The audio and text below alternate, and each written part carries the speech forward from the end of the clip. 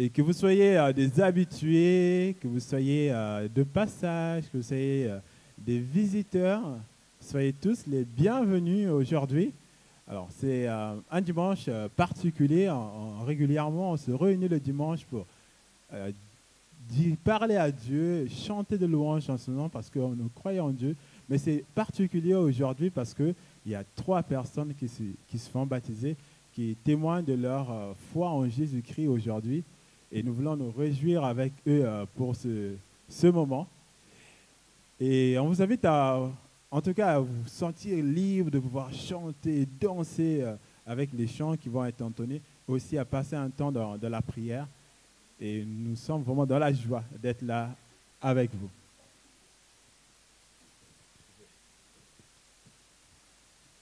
On vous invite à vous lever et à chanter ce premier chant qui nous invite à pousser des cris de joie justement en l'honneur de Dieu.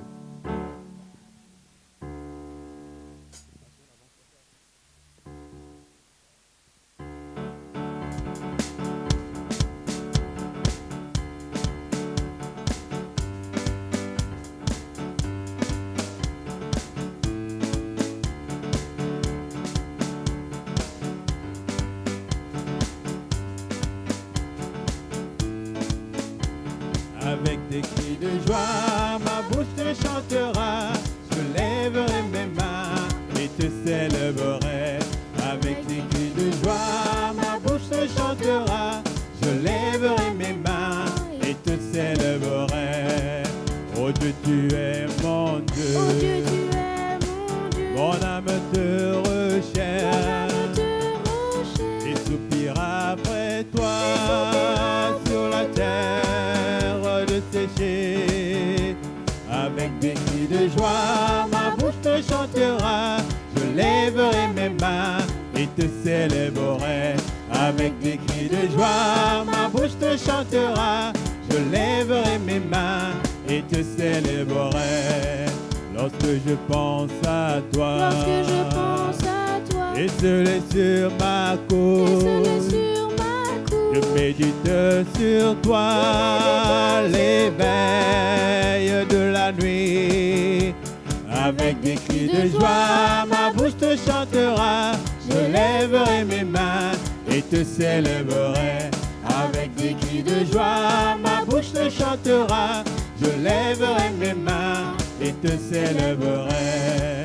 Je connais le bonheur. je connais le bonheur À l'ombre de tes à l'ombre ailes, de tes ailes. car tu es mon secours, ta droite me soutient. Avec des cris de joie, ma bouche te chantera. Je lèverai mes mains et te célébrerai. Avec des cris de joie, ma bouche te chantera. Je lèverai mes mains et te célébrerai. J'aime te contempler. J'aime te contempler Quand dans ton sanctuaire, dans ton sanctuaire. ta gloire resplendit, ta puissance se révèle. Avec des cris de joie, ma bouche te chantera. Je lèverai mes mains et te célébrerai. Avec des cris de joie, ma bouche te chantera. Je lèverai mes mains et te célébrerai.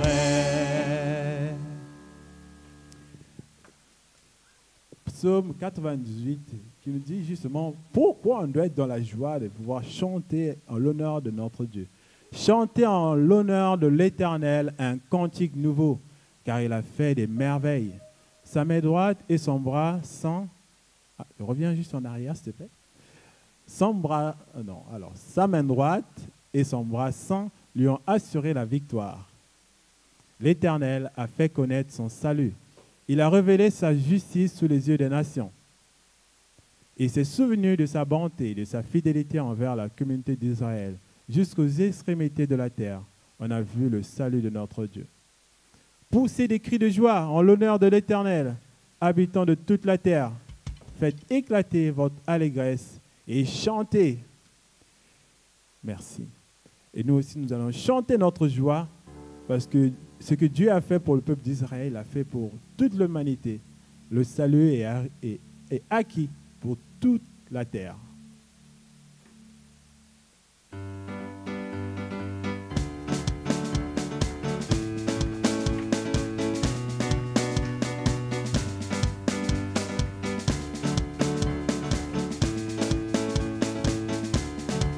Je chanterai de tout cœur les merveilles de Jésus mon Seigneur. Il m'a ôté des ténèbres, il m'a délivré de tout péché. Je chanterai de tout cœur les merveilles de Jésus mon Seigneur. Il m'a ôté des ténèbres, il m'a délivré de tout péché. Je suis dans la joie, une joie immense. Je suis dans l'allégresse, car mon Dieu m'a libéré. Je suis dans la joie, une joie immense. Je suis dans l'allégresse, car mon Dieu m'a libéré. Je chanterai de tout cœur les merveilles de Jésus mon Seigneur. Il m'a ôté des ténèbres, il m'a délivré de tout péché. Je suis dans la joie, une joie immense. Je suis dans l'allégresse, car mon Dieu m'a libéré. Car mon Dieu est fidèle, il ne m'abandonne jamais. Je n'ai plus rien à craindre, car mon Dieu m'a libéré. Car mon Dieu est fidèle, il ne m'abandonne jamais. Je n'ai plus rien à craindre, car mon Dieu m'a libéré. Je suis dans la joie, une joie immense. Je suis dans l'allégresse, car mon Dieu m'a libéré. Je suis dans la joie, une joie immense. Je suis dans l'allégresse, car mon Dieu m'a libéré. Je suis dans la joie, une joie immense. Je suis dans l'allégresse, car mon Dieu m'a libéré. Oui, la libération des hommes et des femmes viennent par la vie et le sacrifice de Jésus-Christ, qui est la lumière du monde.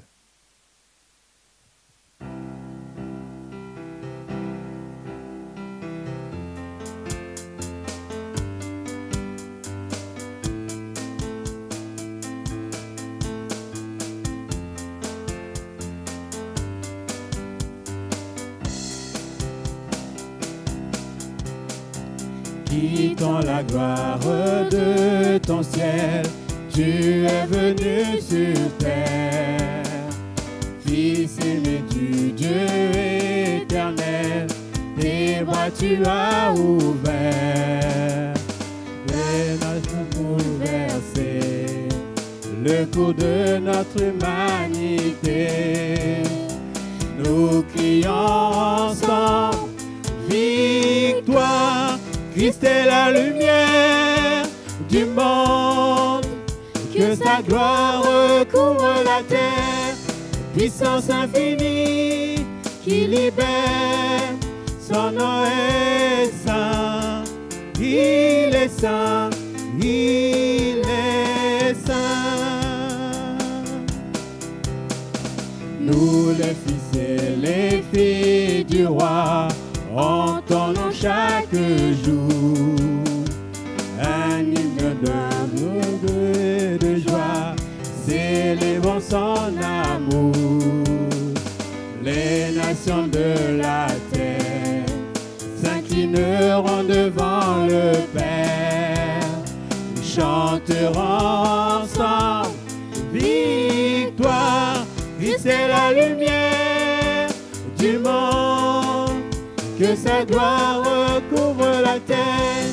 Puissance infinie qui libère, son nom est saint. Son nom est saint. Il est saint. Il est saint. Son nom est saint. Son nom est saint. Il est saint. Il est saint. Son nom est saint. Son nom est saint. Il est saint. Il est saint. Christ est la lumière du monde, que sa gloire recouvre la terre. Puissance infinie qui libère, son nom est saint. Son nom est saint. Il est saint. Il est saint. Son nom est saint. Son nom est saint. Il est saint. Il est saint. Oui, Christ, c'est le nom qui libère et c'est le nom aussi qui donne d'avoir une vie qui change, une vie qui a du sens et une vie qui a de la valeur. C'est Jésus qui est capable de faire cela.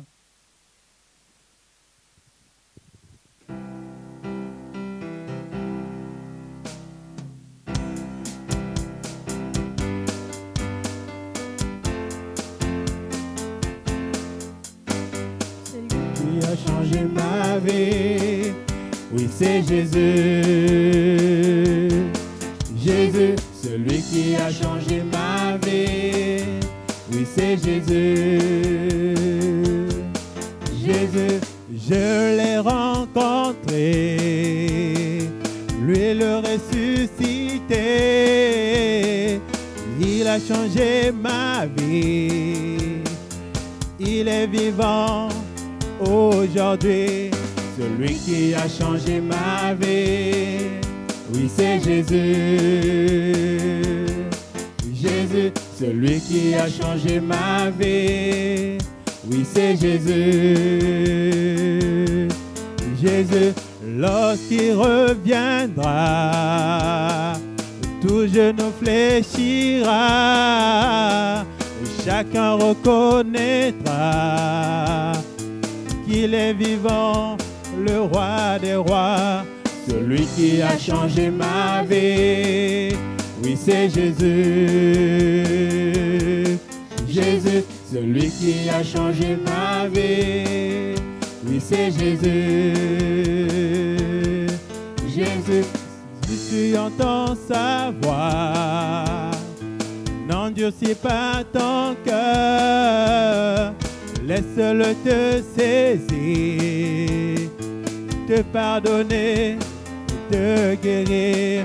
Celui qui a changé ma vie, oui c'est Jésus. Jésus, celui qui a changé ma vie, oui c'est Jésus. Jésus.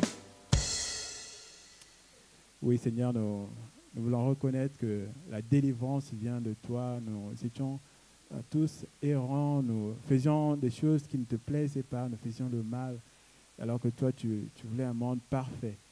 Et pour autant, tu ne nous as pas abandonnés, pour autant, tu ne nous as pas condamnés et laissés à notre faute. Et tu as envoyé ton Fils Jésus-Christ qui est mort à la croix et qui est ressuscité. En mettant notre confiance en lui, nous avons cette assurance de recevoir le pardon et d'être appelés tes enfants. Et oui, c'est toi qui es digne de louange, parce que c'est toi qui nous as aimés sans condition. Que l'honneur et la gloire te reviennent à toi et à toi seul. Au nom de Jésus. Amen. Vous pouvez vous asseoir. C'est un autre moment de ce culte où on invite les gens à chanter, à lire un verset de la Bible, à parler à Dieu par le moyen de la prière. Et sentez-vous libre en tout cas de pouvoir le faire et je clôturerai ce moment. Et je sais que vous êtes aussi impatient d'entendre les témoignages des personnes qui vont se faire baptiser. Ça sera juste à la suite de ça. Sentez-vous libre de prier.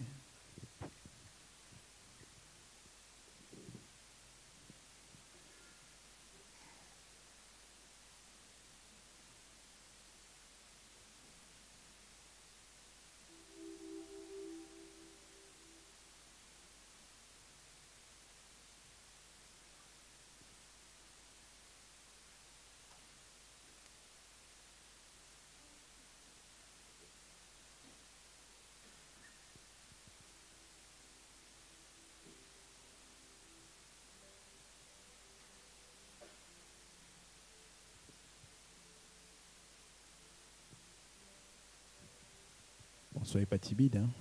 Vous pouvez parler. Même les enfants aussi peuvent prier. Et une phrase suffit.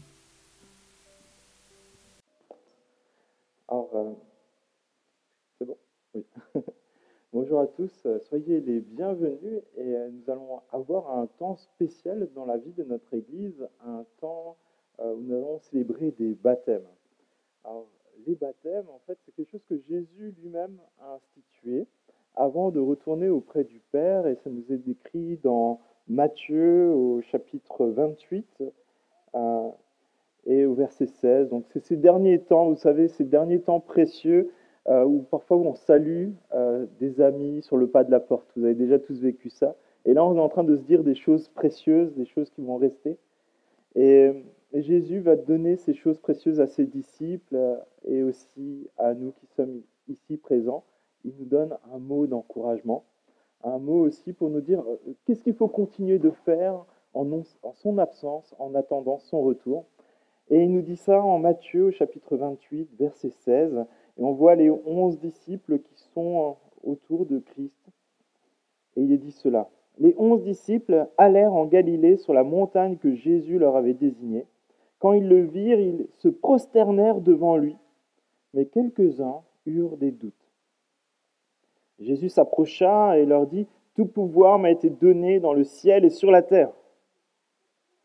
Allez, allez. Allez donc, faites de toutes les nations des disciples. Baptisez-les au nom du Père, du Fils et du Saint-Esprit. Et enseignez-leur à mettre en pratique tout ce que je vous ai prescrit. Et moi, je suis avec vous tous les jours jusqu'à la fin du monde. » Je ne sais pas si quelqu'un vous a déjà dit ça sur le pas de la porte en partant de chez vous. Mais ça, c'est peut-être un des discours de pas de porte les plus précieux. C'est ce qui a tenu les chrétiens depuis plus de 2000 ans à attendre le retour de Jésus-Christ et à continuer à pratiquer ce que Christ lui-même nous a demandé de vivre, à savoir aller, sortir peut-être parfois de notre zone de confort, partager l'évangile et attendre que le Saint-Esprit puisse simplement toucher les cœurs, dire que c'est la vérité et que nous pouvons encore suivre Jésus. Et une des façons pratiques que Jésus nous a laissé, en fait, de pouvoir manifester aussi le fait de vouloir le suivre, c'est le baptême. Alors, dans notre Église, nous comprenons la parole de Dieu, la Bible, dans le sens où le baptême, on ne peut pas le faire pour quelqu'un d'autre. On ne peut pas dire, tiens, je vais te faire baptiser. Nous comprenons qu'en fait, c'est une profession de foi qui consiste à dire, oui, Jésus, c'est mon sauveur. Jésus, c'est celui qui a donné sa vie pour moi. Jésus, c'est celui qui m'a délivré de la mort, du péché, qui me donne une vie nouvelle. Et c'est aussi lui que je veux suivre. Et ça, on ne peut pas vraiment demander, on ne peut pas forcément le faire pour quelqu'un d'autre, et encore peut-être moins pour un nourrisson. Et c'est pour ça qu'on fait des baptêmes d'adultes qui eux-mêmes puissent prendre cette initiative de suivre Jésus et de vivre pour lui. Et donc c'est pour ça qu'aussi, on voit dans la Bible des baptêmes par immersion, et c'est ce qu'on retrouve déjà dans les baptêmes de Jean le Baptiste, des baptêmes pour le pardon des péchés, mais aussi ce qui va se poursuivre encore avec les baptêmes qui se réalisent au nom de Jésus-Christ, baptisés au nom du Père, du Fils et du Saint-Esprit. Et c'est pour ça que vous voyez, on a une grande piscine, parce qu'on va faire des baptêmes par immersion. Et voilà, ça c'est le contexte de ce qu'on va vivre dans les prochains instants. Et c'est vraiment un temps de fête, un temps de joie, de voir des personnes qui s'engagent pour Christ et qui désirent vivre pour lui. Ça va, tout le monde est dans la joie jusque-là? Ah, bon, super. Je vous propose d'être encore plus dans la joie parce qu'on va entendre des super témoignages de ce que Dieu accomplit dans les vies des uns et des autres. Et j'appelle Michel à me rejoindre. Oups. C'est bon, c'est pas le mien, c'est celui de Herbert.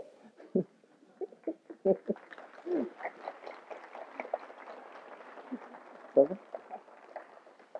Et je vais peut-être juste encore prier pour les baptiser, pour ce temps de témoignage.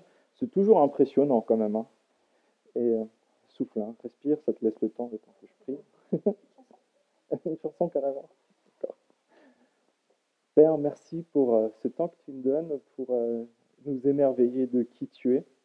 Je te remercie pour ce que tu as déjà accompli dans la vie de Michel, de Jessica et de Célia. Et on te prie que dans ce temps de témoignage, que vraiment ces témoignages se glorifient toi pour qui tu es, ce que tu accomplis, ce que tu continues de faire et du fait que tu nous appelles à te connaître. Et c'est vraiment le plus beau message d'amour que tu as donné en faisant cette initiative de venir nous rencontrer par Jésus-Christ et te présenter à nous. Et je te prie que dans ce temps de témoignage, que vraiment ça puisse aussi être un temps béni, un temps où tu nous interpelles, un temps où tu nous encourages, si on te connaît ou si on ne te connaît pas encore, Seigneur. Et je te prie encore vraiment que nos futurs baptisés soient détendus et que vraiment tu puisses les guider aussi dans la façon de partager qui tu es pour eux. Je te prie ainsi dans le nom de Jésus. Amen. Ah, oui, c'est indispensable. Prends ton temps. Bonjour à toutes et à tous. Donc moi, je m'appelle Michel Pilot, j'ai 57 ans. Et donc c'est aujourd'hui le grand jour de mon baptême. Comme quoi, tout peut arriver à n'importe quel âge. En ce qui me concerne, donc j'ai grandi auprès d'un papa qui était athée et une maman qui était catholique. J'ai été baptisée, j'ai été communiée, ma communion privée, ma communion solennelle. Et à ce moment-là, c'est vrai que cette pensée, en fait, de me tourner vers Dieu n'était pas du tout très claire pour moi. Et je ne pensais pas qu'un jour, en fait, je me présenterais devant vous pour demander le baptême. Puis le temps a passé, j'ai rencontré donc mon mari, nous nous sommes mariés, nous avons 3 merveilleux enfants qui eux aussi ont été baptisés et une merveilleuse petite fille que beaucoup d'entre vous connaissent, Kali. Quelquefois, sans même que j'y pense, la question de la foi revenait en moi et plus le temps passait et plus j'étais intimement convaincue qu'un jour, j'aurais la grande joie d'honorer notre Seigneur Jésus-Christ et de vivre dans ses pas à travers toutes ses paroles. Je savais au plus profond de moi que cela me comblerait de joie et c'est ce qui se passe aujourd'hui. Je savais ni comment, ni quand, ni pourquoi, mais je savais qu'un jour, je deviendrais enfant de Dieu. Puis pour des raisons médicales, j'ai dû interrompre mon travail durant 2 ans. Cela m'a laissé beaucoup de temps pour m'occuper de moi. Depuis longtemps, je voulais apprendre la couture, mais sans jamais me lancer. Et puis un jour, j'ai reçu dans la boîte aux lettres un flyer, en fait, me proposant des cours de couture à la mairie de Montarlot, dans ma propre commune. Donc, je ne sais pas si vous connaissez Montarlot, mais c'est une toute petite commune. Et pouvoir rencontrer Dieu et la couture en même temps, c'était quand même quelque chose d'assez exceptionnel. Et je me suis dit, donc, comment est-ce possible? Donc, l'église de la couture à 2 pas de chez moi, j'ai vraiment pris ça comme un véritable appel de Dieu. Et c'est là qu'a vraiment commencé mon cheminement vers Dieu. J'ai alors rencontré une merveilleuse équipe, qui doivent être là dans la salle aujourd'hui. Anne-Marie, Jacqueline, Janine, Cécile, Laetitia, Sylvia, Marie-France, Nadia, Sylvain, notre pasteur, et j'en oublie forcément. Toutes ces personnes bienveillantes qui ont changé ma vie à jamais. Elles ont su me guider, m'accompagner, me soutenir sans jamais me juger, mais au contraire en m'encourageant à chacun de mes pas. Et je ne le remercierai jamais assez. Je me rappelle qu'une de mes questions a été de savoir si le Dieu catholique était le même que le Dieu protestant. Et oui, je parlais de très loin. Voilà. Sylvain peut en être témoin. J'ai eu beaucoup de mal à faire la part des choses. J'étais un peu perdue, j'avais plein d'interrogations et je ressentais surtout beaucoup de confusion. Je me rends compte aujourd'hui que beaucoup de mes questions étaient insignifiantes. Mais il fallait que je passe par là pour faire mon propre chemin, porter ma propre croix, pour que je puisse enfin reconnaître que Jésus-Christ est au centre de ma vie. Et puis, j'ai commencé à venir au culte le dimanche, et à chaque fois, je me sentais reboostée pour affronter la semaine suivante. À chaque fois, je me sentais envahie par une joie immense. Aujourd'hui, c'est à travers le baptême que je veux renforcer ma foi et vivre cette nouvelle vie. Je reconnais que Dieu est là pour moi, qu'il m'a donné sa vie pour acheter mes péchés. Dans Éphésiens, chapitre 2, verset 5, il est dit « Nous qui étions morts par nos offenses, nous a rendus vivants avec Christ, c'est par grâce que nous sommes sauvés. » J'apprends à prier un peu mieux chaque jour, même si ce n'est pas toujours facile de trouver les bons mots. Je prends plaisir à faire l'accueil du dimanche matin au culte. Je commence à m'autoriser à parler autour de moi de ce que Jésus a fait pour nous, comment il est mort afin de racheter nos péchés. Il est dit dans Matthieu, chapitre 28, versets 19 et 20, « Allez, faites de toutes les nations des disciples, les baptisons au nom du Père, du Fils et du Saint-Esprit, et enseignez-leur à observer tout ce que je vous ai prescrit. » Lorsque je rentre à la maison le dimanche, après le culte, je retrouve toujours une oreille attentive, celle de mon mari, avec qui je peux partager et échanger sur la prédication du jour, par exemple. Il m'a aidé à préparer mon baptême, il est venu avec moi lors des rencontres avec Sylvain, il me soutient à chaque instant, il ne me juge pas, mais au contraire, il m'encourage. C'est pourquoi, grâce à Dieu, grâce à toutes ces personnes qui m'ont entourée et portée, je suis prête à me faire baptiser et témoigner ainsi, de vouloir faire de ma vie une vie de chrétien, de mon désir de devenir enfant de Dieu, d'être purifié de mes péchés et ainsi de renaître à la vie afin de vivre une vie de disciple. Comme il est dit dans Romains 6, versets 3 et 4, « Nous qui sommes morts au péché, comment vivrons-nous encore dans le péché ? Ignorez-vous que nous avons tous été baptisés en Jésus-Christ ? C'est en sa mort que nous avons été baptisés. » Je voulais tous et toutes vous remercier d'être présents aujourd'hui et je suis heureuse que vous soyez les premiers témoins de mon engagement vers Dieu.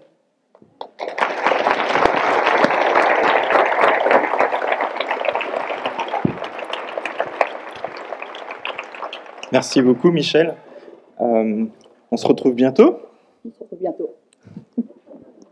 Alors, pour des raisons pratiques, on fera toutes les immersions après les témoignages.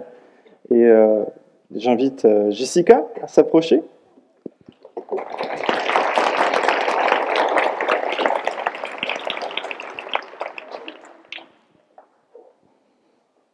Bien, Jessica.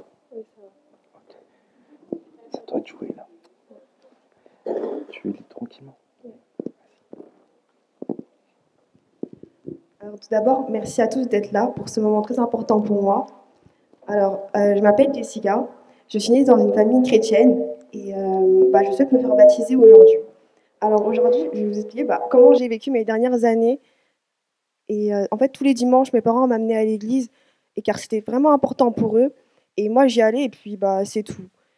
Et à l'école du dimanche, j'écoutais ce que les moniteurs me disaient, mais je me suis jamais questionnée sur ma relation avec Dieu parce que ça m'intéressait pas tant que ça. Jusqu'au moment du confinement, ça a été la période où j'ai envie d'être plus avec Dieu parce que je voyais le monde changer et je sentais que l'arrivée de Jésus était proche.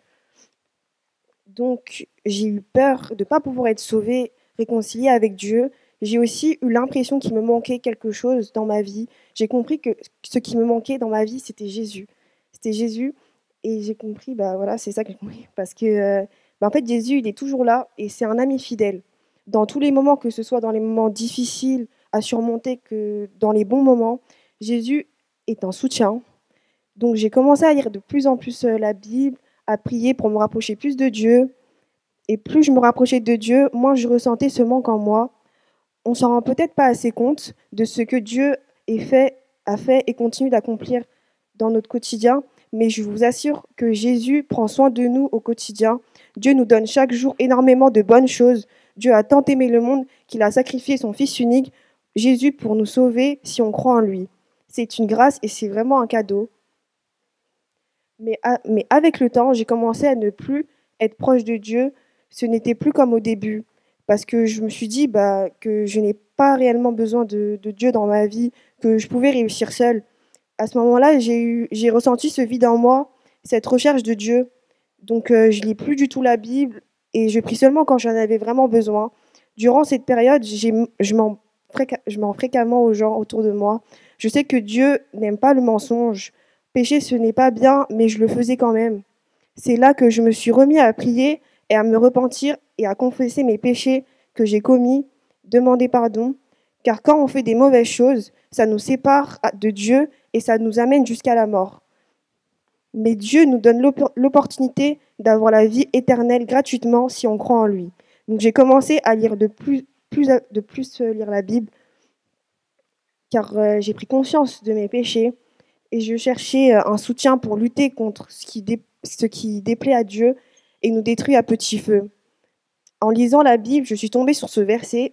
Dans Jean 3, versets 4 à 6, Nicodème lui dit « Comment un homme peut-il naître quand il est vieux ? Peut-il rentrer dans le sein de sa mère et naître ?» Jésus répondit « en vérité, je te le dis, si un homme ne naît d'eau et d'esprit, il ne peut entrer dans le royaume de Dieu. Ce qui est né de chair est chair, ce qui est né de l'esprit est esprit. » Ce texte m'a vraiment interpellée et questionnée. Je me demandais ce que voulait dire être né de l'esprit. Dans mes lectures, j'ai découvert que né de l'esprit, c'est une nouvelle naissance spirituelle qui permet à quelqu'un de commencer une vie nouvelle et renouvelée en suivant les voies de Jésus. Donc il fallait que je confesse à Dieu mes péchés, que je change d'attitude, que je choisisse Jésus comme mon sauveur, que j'accepte son sacrifice à la croix pour moi et le choisisse comme chef de ma vie, mais aussi que je devais aussi me faire baptiser car je veux une vie nouvelle et renouvelée avec Dieu. Témoigner que Jésus a tout donné pour moi, que je veux le suivre toute ma vie. Dans Romains 6, verset 3, c'est la résurrection de la mort pour nous tous ressortir avec une vie nouvelle. Donc, je vous encourage à chacun à faire confiance en Jésus, pour vous engager pour Dieu. Passez par les eaux du baptême pour honorer l'amour et le sacrifice de Jésus. Car c'est vraiment important pour nous tous, pour mener une vie qui plaît à Dieu et entrer dans son royaume.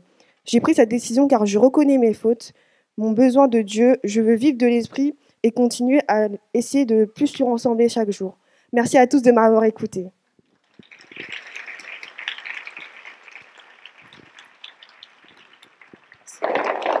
Merci Jessica. T'avais peur de faire ton témoignage dans le baptistère, hein? C'est plastifié, c'est pour ça. Célia, est-ce que...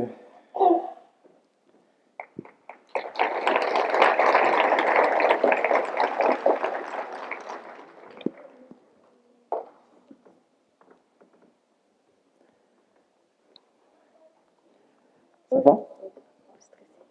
Attends, on va faire quelque chose juste tous les deux. Souffle.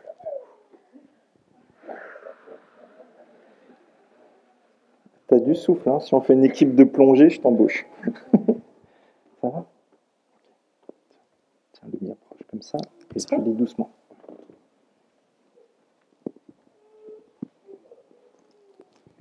Alors, bonjour à tous. Aujourd'hui, je voulais témoigner de ma rencontre avec Dieu et ce qui m'a mené aujourd'hui à vouloir me faire baptiser. Alors, moi, ma famille a toujours fréquenté l'église évangélique. Et moi, j'ai fréquenté depuis toute petite l'école du dimanche. Mais j'étais pas très, très pratiquante. J'avais des mauvaises pensées, j'étais têtue, je suis encore un peu. Mais quand Dieu m'interpellait, je l'ignorais. Lorsque Dieu me proposait de combler le vide dans mon cœur, je répondais non. Je ne priais pas, je ne lisais pas ma Bible, je n'avais aucune relation avec Dieu. Pendant une période, je tombais souvent malade et ma faiblesse m'a fait me remettre en question.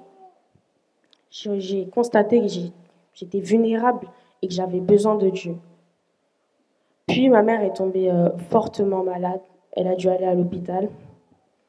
Et ce jour-là, j'ai beaucoup prié vraiment pour qu'elle soit guérie.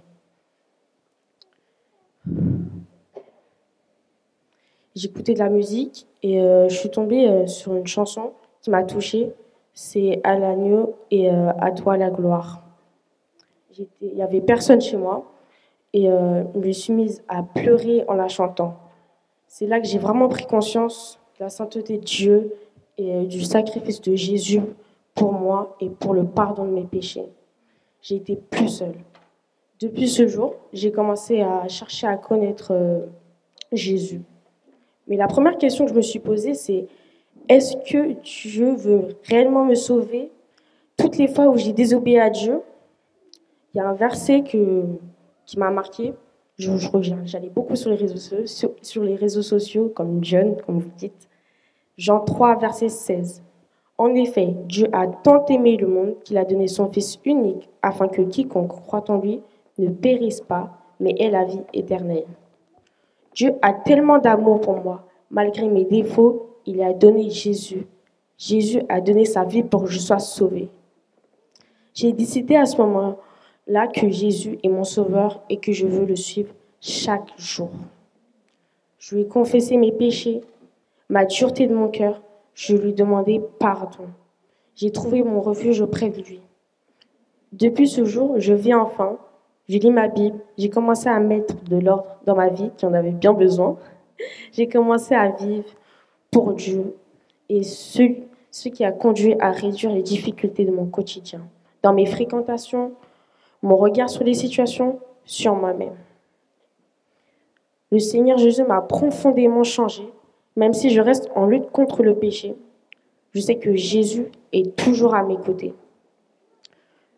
Je veux découvrir les bienfaits de mon Sauveur en cheminant avec lui. Je veux mettre en pratique sa parole dans mon quotidien. Je veux persévérer en tant que disciple de Jésus, aimer mon prochain en pratiquant le bien et partageant la bonne nouvelle de Jésus-Christ.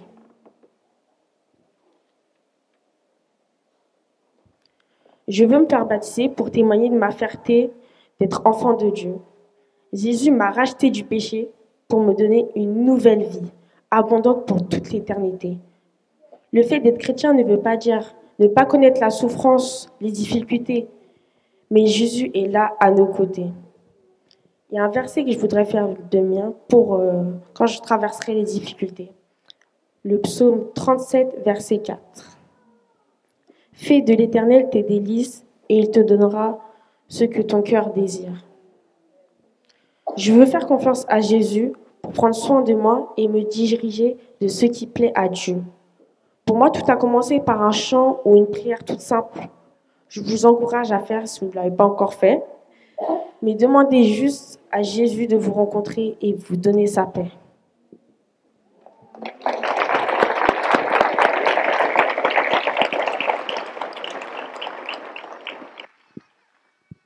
Merci beaucoup pour tous les témoignages qui nous encouragent.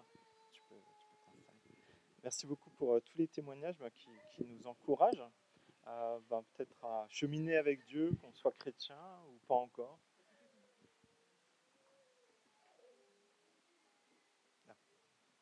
Donc là, je recommence. C'est bon.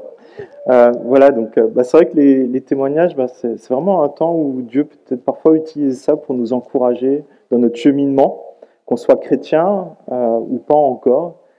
Ça nous interpelle parce que je pense qu'on a déjà tous vécu des situations qui ont été décrites. Et c'est bon de savoir que Dieu peut nous rejoindre même quand on est dans des temps de vulnérabilité, des temps de faiblesse, des temps d'interrogation. Et on peut faire ce choix de ne pas ignorer quand Dieu nous parle, de peut-être commencer ce cheminement-là. Et voilà, c'est ce qui est beau, c'est que ça s'adresse autant à quelqu'un qui est peut-être chrétien depuis des décennies que peut-être quelqu'un qui est simplement en cheminement, qui se pose des questions. Et on va poursuivre ce temps de témoignage aussi avec le temps d'immersion. Et j'invite aussi Michel à s'installer. J'invite aussi l'équipe de louange à se réinstaller tout de suite, comme ça sera fluide.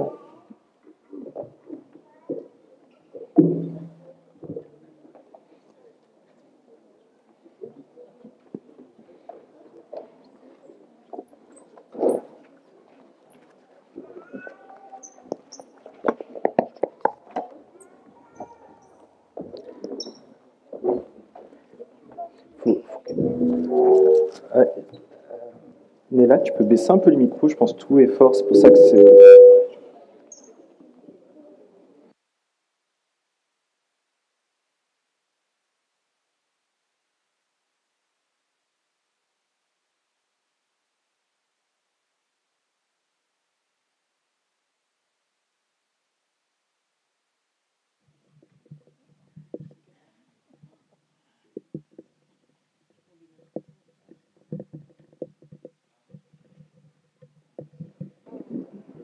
On a aussi une tradition, c'est pour que les enfants puissent bien voir. Les enfants et ceux qui veulent se lever peuvent se mettre de ce côté-là. Et sinon, si vous êtes de... N'hésitez pas à vous déplacer dans la salle, soyez à la maison. Et on va juste essayer d'éviter qu'on soit debout de ce côté-là, comme ça ceux qui restent assis voient aussi. Ça va pour tout le monde ? Et je remercie d'avance l'équipe d'accueil pour son aide précieuse. Tu peux t'installer tranquillement. Hein. Oui, profite. Hein. Bulle ou pas Ah oui, c'est vrai qu'on aurait dû laisser un peu de place de ce côté-là. Non, assieds-toi là, c'est bon. Oui. Enfin, attends. Ah oui, et si tu peux te mettre vers le mur. Ah bon, on est bien là. Hein. On devrait peut-être commencer par ça avant les témoignages. Alors Michel, oui. Est-ce que tu es bien là? Très bien. Ah, par contre, c'est vrai qu'on ne te voit pas du coup. Ouais. Là, on la voit mieux? Ah, bon, tout le monde valide, c'est bien. Et tu as...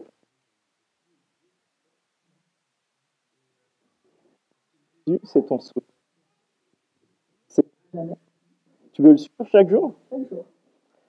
Parfois c'est un peu plus. D'autant plus. D'autant plus. Ah, waouh.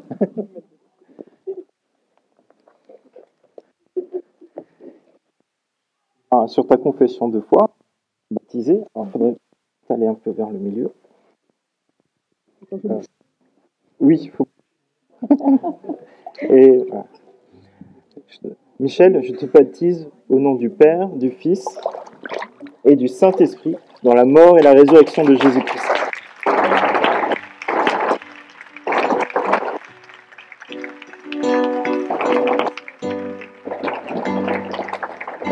Et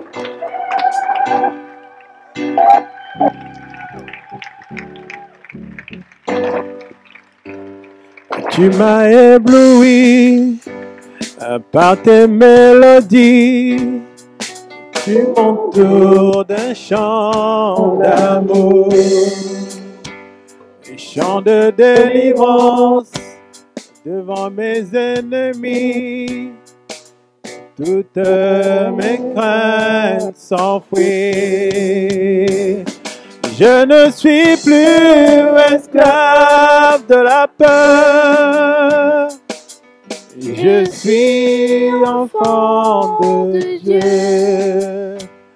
Je ne suis plus esclave de la peur. Je suis enfant de Dieu. Avant ma naissance, tu m'avais choisi, appelé par mon nom. Tu m'as adopté, je suis de ta famille, et ton sang coule dans mes veines. Je ne suis plus esclave de la peur. Je suis enfant de Dieu. Je ne suis plus esclave de la peur. Je suis enfant de Dieu. Oh, oh, oh, oh, oh,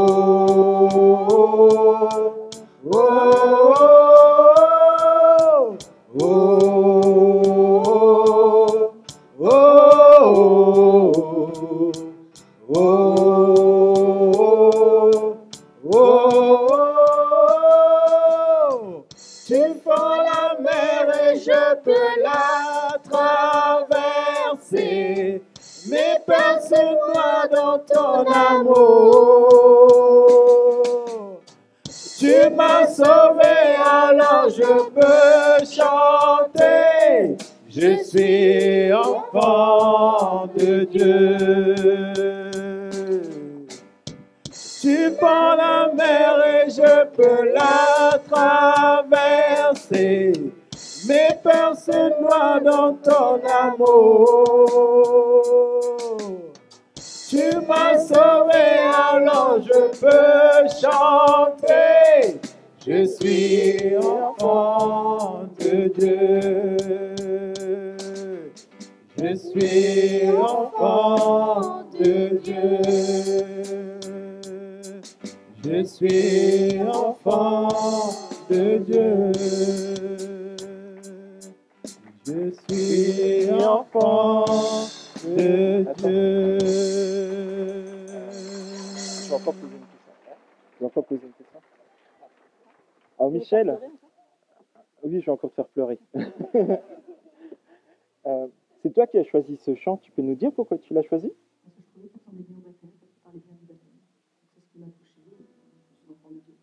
Amen.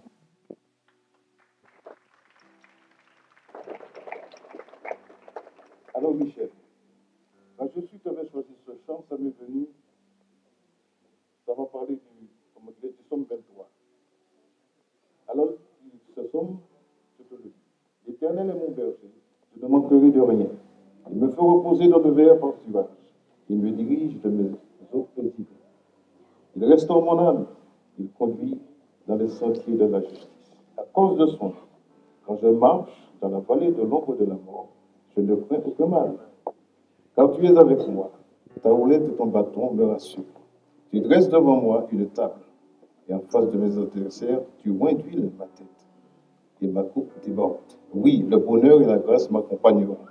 Tous les jours de ma vie, et j'habiterai dans la maison de l'Éternel jusqu'à la fin de mes jours. Autre chose aussi, c'est pour moi, toi. Alors, 2 Corinthiens 5, 17. Si quelqu'un est en Christ, il est une nouvelle créature. Les choses anciennes sont passées. Voici, toutes choses sont devenues nouvelles. C'est le cas aujourd'hui, Michel. Et tout cela vient de Dieu qui nous a réconciliés avec lui par Christ et qui nous a donné le ministère de la réconciliation, car Dieu était en Christ. Réconcilions le monde avec lui-même en n'imputant point aux hommes leurs offenses. Il a mis en nous la parole de la réconciliation. Nous faisons donc les fonctions d'ambassadeurs pour Christ, comme si Dieu exhortait par nous. Nous vous en supplions, au nom de Christ, soyez réconciliés avec Dieu, celui qui n'a point connu le péché. Il a fait devenir péché pour nous, afin que nous devenions à lui la justice de Dieu. Alors Michel, c'est vrai, depuis ta conception, Dieu était là, mais il attendait qu'une chose, c'est que tu puisses te réconcilier avec le Père, en donnant ta vie à son Fils Jésus. Celui qui a porté les péchés, les tiens, les nôtres, tous ici. Et un jour, nous avons eu le privilège de le rencontrer. Comme toi, tu l'as fait aussi. Tout ce que je peux te souhaiter, que des années, quelquefois, tu as des difficultés, mais sois sans crainte. Ton rocher sera avec toi. Tu pourras, tu sais sur qui compter. Tout ce que tu peux te souhaiter aussi, beaucoup de bonheur en Christ, un long chemin, un long parcours aussi, et que tu sois une ambassadrice aussi pour Jésus. Et je te dis tout cela, et que Dieu te donne ta paix, et tout soit béni, ma soeur, au nom de Jésus. Amen. Amen.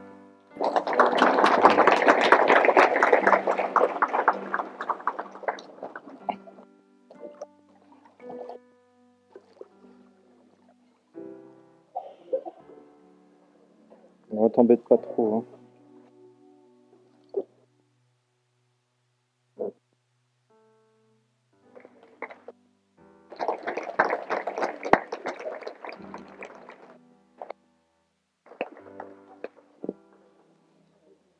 Ah, Jessica, t'es encore là. Toute cachée. On va peut-être t'installer. Oui.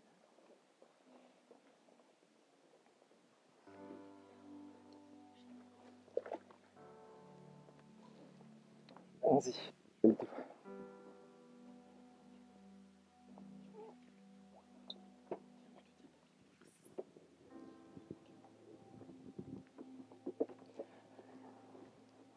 Alors Jessica, on y est. Dans ton témoignage, tu as parlé du fait que il y a des moments dans notre vie où Dieu nous fait comme un stop. Tu commences à réfléchir à ce que tu désires pour l'éternité. Et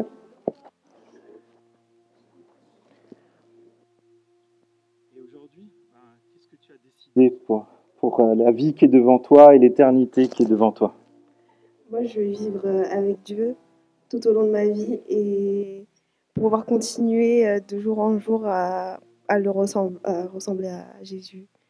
Et voilà. Et tu crois que Jésus est mort et ressuscité pour toi? Oui, je le crois.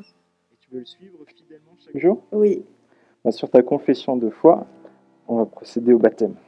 Alors, il faut que tu ailles un peu plus dans le milieu. Encore un tout petit peu. Voilà. C'est bon? Là, tu peux boucher ton nez. Je vérifie quand même. C'est un peu juste. Avance encore un peu. T'es un peu plus grande que prévu. Un peu plus en diagonale. Voilà. Alors, respire quand même avant que... Bon, t'es prête? Jessica, sur ta confession de foi, je te baptise au nom du Père et du Saint-Esprit. Au nom de Jésus-Christ.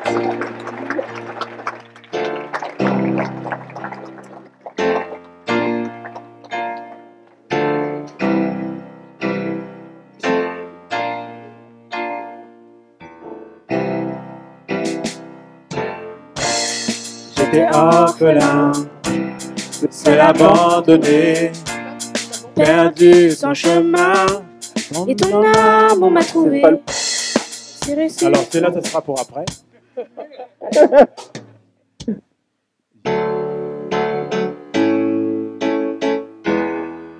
Ah, c'était le temps, celui-là Ah, Ah bon, c'était un avant-goût, on va recommencer. Oui, on recommence. Excuse-moi. Excuse-moi. Maintenant, vous connaissez par cœur, vous allez chanter avec nous.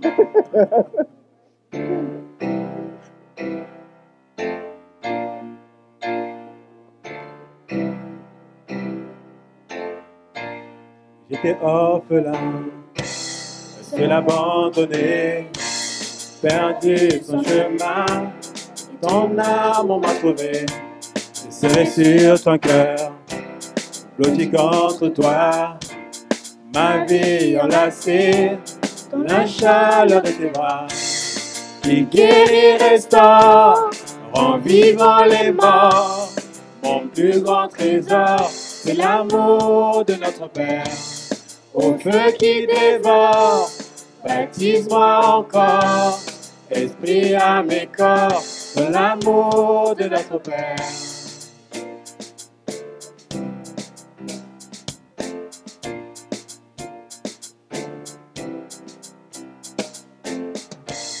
J'étais orphelin, tu m'as adopté, saisi par ta main, tu m'as donné un foyer, de nouveaux vêtements, une bague au doigt, transforme les mendiants en enfants du roi des rois.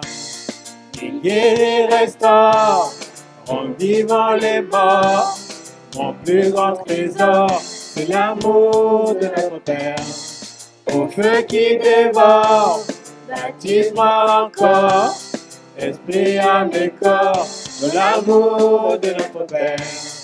Ouragan de tendresse, océan de sagesse, joie jusqu'à l'ivresse, c'est l'amour de notre Père. C'est un lion qui rugit, un torrent qui jaillit, douceur et furie, c'est l'amour de notre Père. Volcan de compassion, tempête d'affection, confiance et passion, c'est l'amour de notre Père. Le Fils venu sur terre, sa mort les bras ouverts, splendeur et mystère, c'est l'amour de notre Père. Il guérit, restaure, rend vivant les morts. Mon plus grand trésor, c'est l'amour de notre Père. Au feu qui dévore, baptise-moi encore, esprit, âme et corps, de l'amour de notre Père. L'amour de notre Père.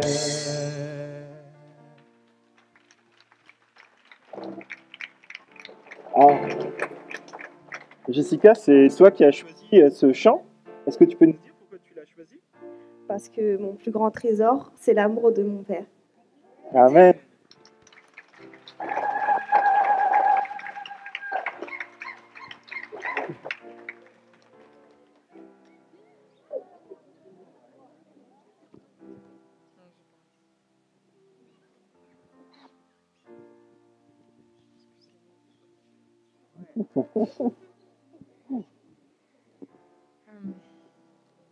Seigneur, merci parce que ce matin, nos cœurs sont réjouis parce que de nouvelles personnes sont dans la famille et notamment Jessica.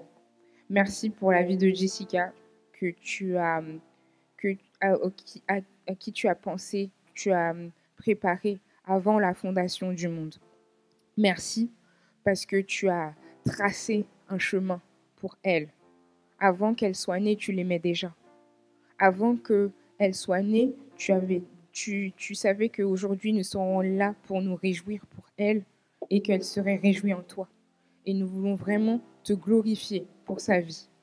Je voulais lire un verset dans Psaume 46 qui dit que Dieu est pour nous un refuge et un appui, un secours toujours présent dans la détresse. C'est pourquoi nous sommes sans crainte quand la terre est bouleversée, quand les montagnes sont ébranlées au cœur des mers. Et la fin du chapitre, il dit « Arrêtez et sachez que je suis Dieu. Je domine sur les nations, je domine sur la terre. Éternel, le maître de l'univers est avec nous. Le Dieu de Jacob est pour nous une forteresse. » Je prie, Seigneur, que tu sois la forteresse de Jessica tout au long de sa vie. Que tu puisses être celui à qui elle va toujours regarder. Dans les tempêtes, dans les moments de joie, dans les moments de pleurs. Que tu puisses être son secours et la véritable source de sa joie. Parce qu'on se rend compte que dans le monde, rien n'est autant comparable que de nous réjouir en toi. Qu'elle puisse, Seigneur, marcher dans ce que tu as tracé, les voies que tu as tracées pour elle. Et qu'elle puisse, le bonheur et la grâce puissent la poursuivre tous les jours de sa vie. Au nom de Jésus, Amen.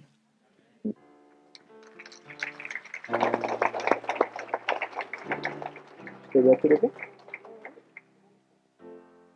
Sortir de l'eau, là. Hein. Elle est bien. On peut faire une tradition. Le dernier baptisé peut rester dans le baptistère pendant la prédication.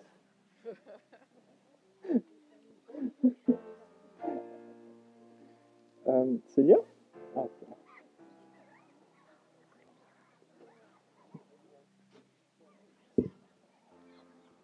Ouais. Salut.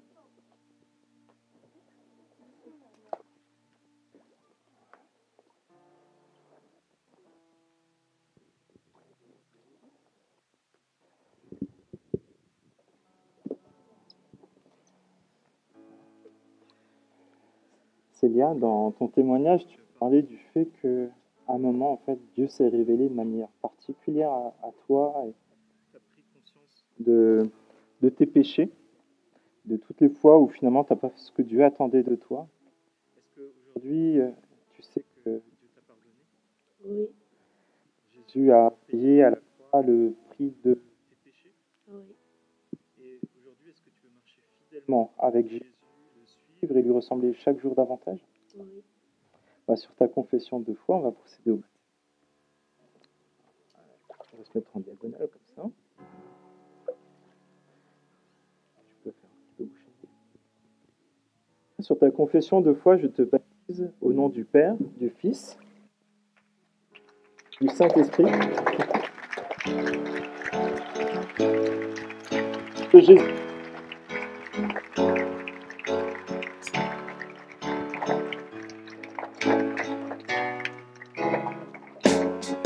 Car Dieu est un Dieu puissant et règne de son salut avec sagesse, amour, et Dieu est un Dieu puissant.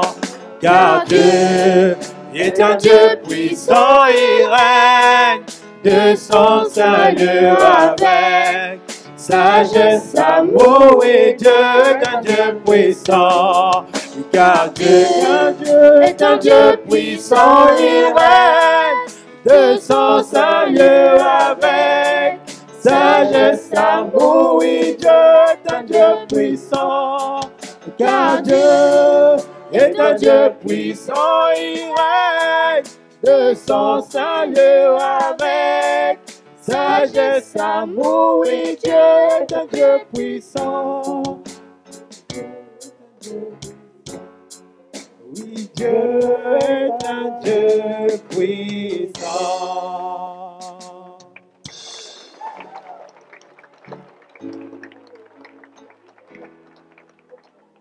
Alors, Célia, je pense que tu as deviné la question que je vais te poser. Pourquoi as-tu choisi ce chant ? C'est un chant qui m'accompagne tous les jours de ma vie. Ma mère, pendant tous les dimanches, après l'église, elle nettoyait la maison.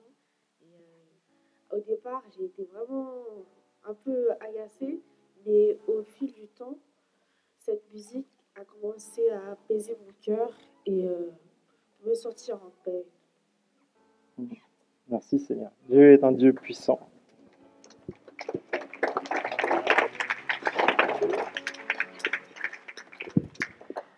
Alors, Célia, je vais te partager un de mes psaumes favoris et je vais le lire pour toi. Éternel, tu m'examines et tu me connais. Tu sais quand je m'assieds et quand je me lève, tu discernes de loin ma pensée.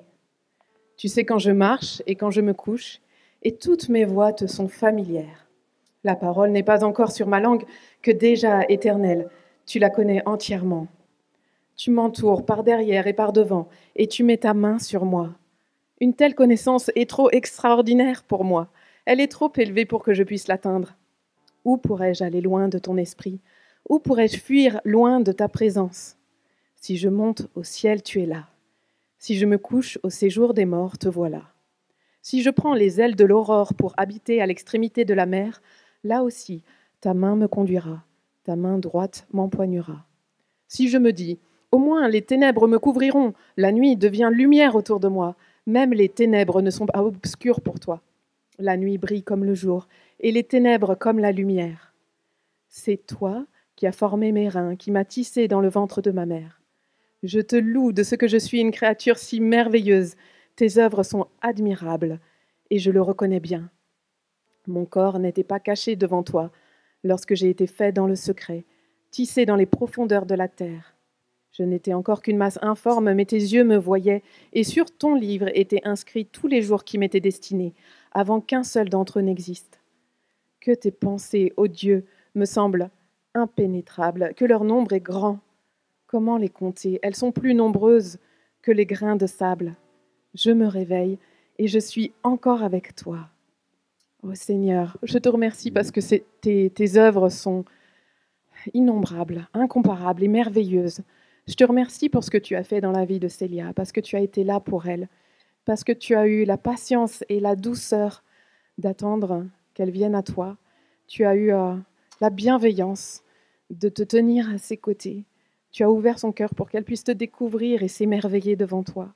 Et Seigneur, je te demande de la bénir, de bénir son avenir, de poser ta main sur elle pour que chacun de ses pas qu'elle fait avec toi, elle soit confiante, qu'elle puisse se remettre entièrement à toi, Seigneur. Je te prie qu'elle puisse aussi exercer ses dons avec beaucoup de joie dans ta maison et là où elle se trouvera, dans son travail, dans tout ce qu'elle fera, qu'elle puisse aussi être un rayon de soleil, qu'elle puisse être remplie d'amour pour tous les gens qui l'entourent, parce que c'est toi qui nous conduis sur ce chemin. Au nom de Jésus-Christ. Amen.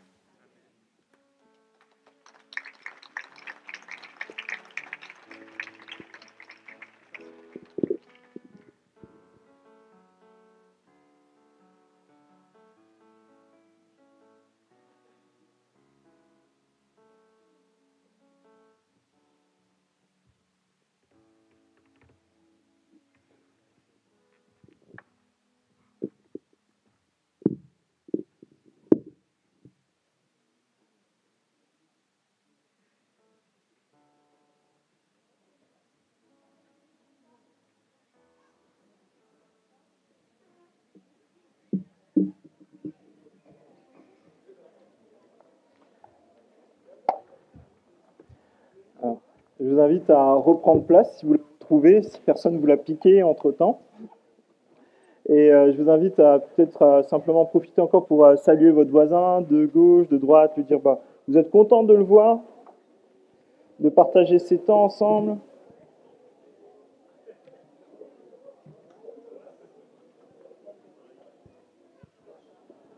Et on va... Voilà. Tu peux lui dire... Néla, tu peux couper les micros, s'il te plaît?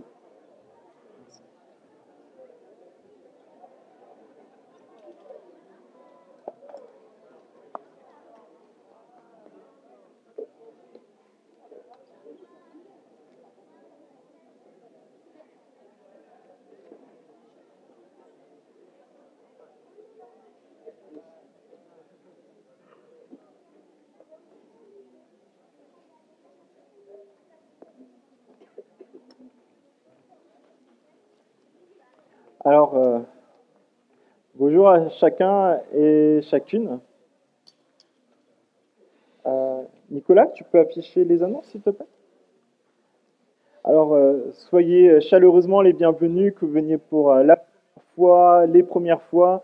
On est heureux d'être ensemble pour nous réjouir en fait de ce que Dieu fait dans les vies des uns et des autres, dans notre Église aussi. Et voilà, c'est une façon aussi, semaine après semaine, finalement, de se mettre à l'écoute de Dieu, d'apprendre à le connaître et de nous réjouir ensemble de qui est Dieu pour nous. Et donc voilà, c'est l'objet des cultes, de ce qu'on vit le dimanche, mais aussi en semaine.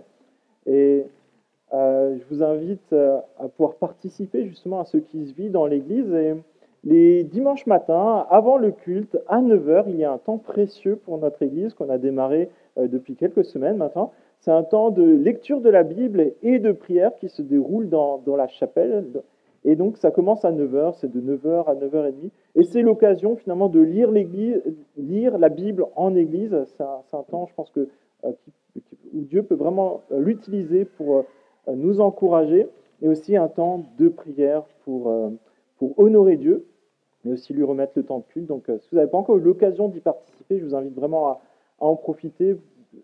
Donc c'est pas forcément de venir tous les dimanches, mais en tout cas de venir peut-être régulièrement les dimanches matins pour vivre ce temps. C'est vraiment un encouragement pour chacun des membres de l'Église. Voilà, ça défile tout seul.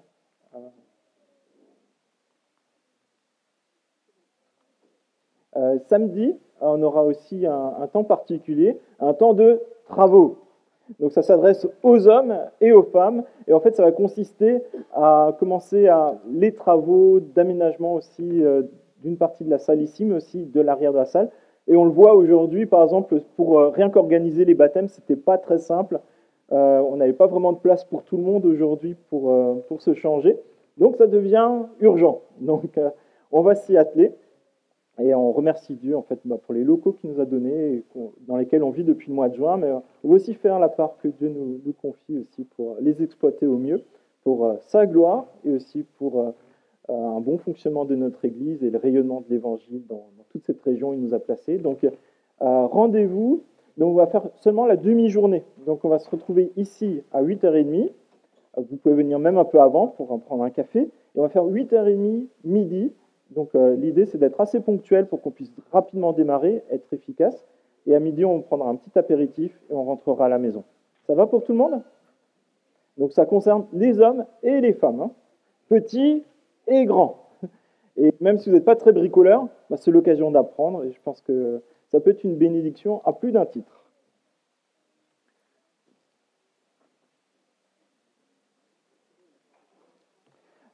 On voulait aussi vous inviter à noter dans votre calendrier une date vraiment précieuse. Le dimanche 27 octobre, il y aura un temps spécial dans notre église à 15h. Donc, je le dis tout de suite, les aspects pratiques. À midi, ça sera possible de faire un pique-nique léger ici dans l'église et de pouvoir rester ici sans avoir à rentrer à la maison. Parce qu'après, on va avoir un temps vraiment spécial. On va accueillir l'association Portes Ouvertes qui est au service de l'Église personnelle, de voir simplement ce que la Bible dit du baptême, de l'Évangile, et de cheminer ensemble. Et je pense que parfois, on a des surprises entre ce qu'on s'imagine du baptême et ce que la Bible dit du baptême. Et donc, je vous invite vraiment à cheminer. Donc, si vous êtes intéressé, vous pouvez aller vers l'équipe d'accueil qui prendra vos coordonnées et on vous contactera dans la semaine pour convenir d'un rendez-vous, peut-être d'un échange téléphonique pour se voir. Aussi, on aurait besoin d'un peu de matériel pour l'église. On rechercherait peut-être quelques tablettes, peu importe si c'est Android ou iPad, voilà, et un smartphone. Pas juste un téléphone simple, parce qu'on voudrait aussi utiliser WhatsApp et autres. Donc voilà, si quelqu'un a peut-être un téléphone qui est peut-être plus trop au goût du jour, vous pouvez aussi le mettre à disposition de l'Église pour des besoins qui seront finalement assez simples. Aussi, on a toujours notre cagnotte chaise qui est en cours, parce que vous voyez, on a sorti toutes les chaises qu'on avait dans le bâtiment. Aujourd'hui, vous avez toutes les couleurs de l'arc-en-ciel quasiment dans la salle. Et on souhaiterait bien homogénéiser et avoir toutes nos chaises aux normes. Donc aussi, si vous souhaitez participer à cette cagnotte pour l'achat de ces chaises, il y a le tronc qui est à votre disposition juste là, ou sinon les informations qui se trouvent sur le site internet ou le mail de l'Église. Aussi, si vous souhaitez soutenir le fonctionnement de l'Église locale et le rayonnement de l'Évangile dans la région, vous avez aussi la possibilité finalement de pouvoir y participer par votre temps ou par les finances que vous avez, en étant simplement des intendants et des gestionnaires de ce que Dieu nous confie pour lui en rendre une partie pour le bon fonctionnement de l'Église et l'avancement du royaume de Dieu. Aussi, si vous venez pour là ou les premières fois, n'hésitez pas aussi à remplir un carton contact. Ça vous permettra de recevoir semaine après semaine des informations sur la vie de l'Église. Peut-être que vous avez des questions sur la foi chrétienne, sur le fonctionnement de l'Église. Ça sera l'occasion aussi de prendre rendez-vous, faire connaissance et aussi cheminer ensemble. Et je vous invite à prier parce qu'on va passer à une deuxième partie enfin, je ne sais pas si on peut dire une deuxième partie, en tout cas une autre partie du culte qui consiste à ouvrir la parole de Dieu ensemble. Et nous lirons dans Jean au chapitre 11, le verset 25. Jean chapitre 11, verset 25. Et avant cela, je vais prier. Père, je te remercie parce que tu es l'objet de notre joie. C'est toi qui nous donnes ce trésor de te connaître jour après jour, Seigneur. Je te prie que dans ce temps où nous allons ouvrir la Bible ensemble, que là aussi tu puisses nous parler, nous encourager, peut-être nous poser ces questions comme les baptisés l'ont témoigné. À un moment dans leur vie, tu es intervenu et leur vie a changé. Leurs pensées ont changé, leur destinée a changé. Mais je te prie, s'il te plaît, que tu puisses nous rappeler à chacun d'entre nous ce jour où notre destinée a changé, lorsque nous t'avons rencontré, que nous avons découvert que tu es la vie, que tu es la résurrection. Et je te prie aussi peut-être pour des amis qui seraient parmi nous, Seigneur. Je te prie, s'il te plaît, que là aussi, tu puisses leur parler, les encourager dans leur cheminement quotidien. Et je te prie, s'il te plaît, qu'ils puissent aussi te découvrir. Je te prie ainsi dans le nom de Jésus. Amen. Il y a quelques années de cela, je travaillais dans l'informatique et j'étais responsable d'une équipe. Et un de mes collègues venait de perdre son papa. Donc, je suis allé à la cérémonie d'obsèques aussi pour encourager ce collègue et être auprès de lui. Et c'était une cérémonie d'obsèques qui avait lieu dans un crématorium, donc c'est très épuré, vous savez. Les murs sont tout blancs, c'est assez austère. Il faut que ça corresponde un peu à toutes les tendances des personnes qui vont y aller, peu importe leur religion, leur position aussi parfois philosophique. Et on a été très encouragés d'entendre finalement le récit de la vie de cette personne qui avait traversé la moitié de la planète pour donner une meilleure vie à sa famille et qui avait fait tout un cheminement en fait pour insérer sa famille aussi dans la société française et de voir son fils qui était avec moi dans l'équipe qui avait brillamment réussi, un homme de confiance aussi. Voilà, c'était vraiment le récit de tout ce cheminement et de toute cette persévérance. Et franchement, ça m'a beaucoup touché. Et je me dis, waouh, Dieu peut vraiment permettre à des personnes de pouvoir faire le bien aussi autour d'elles. Et c'était vraiment très encourageant. Et en écoutant tous ces récits, voilà, ça m'a encouragé. Mais à la fin de ces récits, finalement, ça s'est arrêté de manière assez brutale en disant simplement aux familles, désormais, nous allons passer au moment de la crémation du corps. Et au final, qu'est-ce qui restait comme espérance? Qu'est-ce qui restait comme sujet d'espérance pour la famille, pour les personnes qui avaient entendu ça? Des bons moments, une trajectoire de vie exceptionnelle, mais au final, tout venait de s'arrêter. C'était un des moments les plus tristes, je pense, pour moi, cette découverte finalement que beaucoup de personnes n'avaient pas accès à Jésus-Christ et à l'espérance qui se trouve en Jésus-Christ. Et c'est pour ça que j'ai envie de vous partager ce que Jésus nous dit. On est dans une série de prédications qui se basent sur des affirmations que Jésus fait de lui-même. Alors il dit « Je suis le bon berger, je suis la porte ». Et aujourd'hui, nous verrons lorsque Jésus dit « Je suis la résurrection et la vie ». Je suis la résurrection et la vie. Et Jésus est la résurrection et la vie, et ça a vraiment des implications très concrètes dans notre vie, parce que si Jésus est la vie, nous avons la vie avec lui. Si Jésus est Dieu, nous pouvons devenir enfants de Dieu grâce à lui. Et c'est ce que nous allons voir dans ce passage de Jean 11, les versets 25 à 27, que nous lisons ensemble.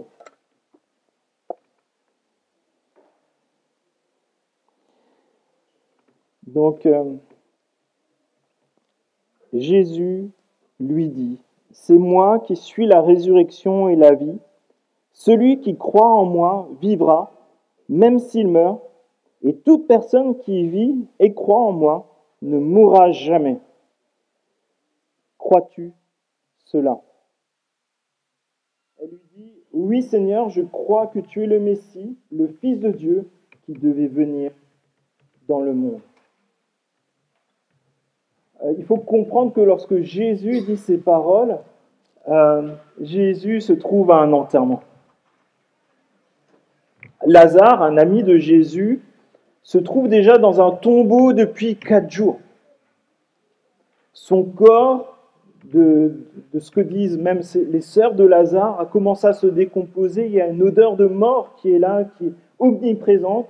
Et autour de Jésus, il y a aussi une ambiance de mort et de défaite écrasante.